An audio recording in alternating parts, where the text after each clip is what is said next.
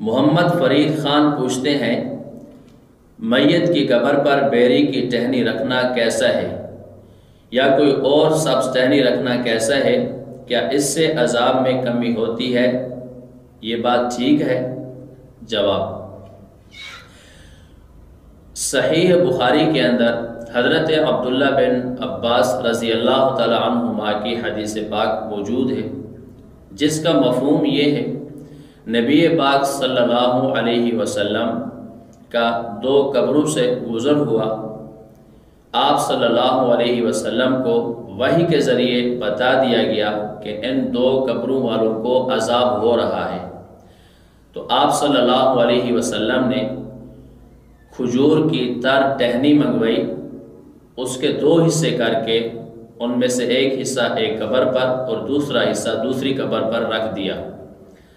صحابہ کرام رضوان اللہ علیہ مجمعین نے پوچھا، اے اللہ کے رسول، اس میں کیا مصلحت ہے؟ تو آپ صلی اللہ علیہ وسلم نے فرمایا کہ ان دو قبر والوں کو عذاب ہو رہا تھا، میں نے یہ سبز ٹہنی ان کی قبروں پر رکھی ہے، امید ہے کہ جب تک یہ سبز اور تر و تازہ رہے گی کہ ان کے عذاب میں تخفیف ہو جائے گی۔ یہ حدیث پاک ہے۔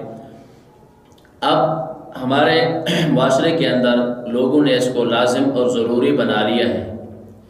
شریعت مطہرہ اور اہل سنت والجماعت کے نزدیک یہ آپ صلی اللہ علیہ وسلم کی خصوصیت تھی۔ کیوں آپ صلی اللہ علیہ وسلم کو وحی کے ذریعے سے بتا دیا گیا تھا کہ ان قبر والوں کو عذاب ہو رہا ہے۔ یہ ایک واقعہ اللہ کے نبی صلی اللہ علیہ وسلم سے ثابت ہے۔ اس کے علاوہ کہیں اور کسی حدیث کے اندر یہ ثابت نہیں کہ آپ صلی اللہ علیہ وسلم نے ان دو قبروں کے علاوہ کہیں اور سبز ٹہنی رکھی ہو۔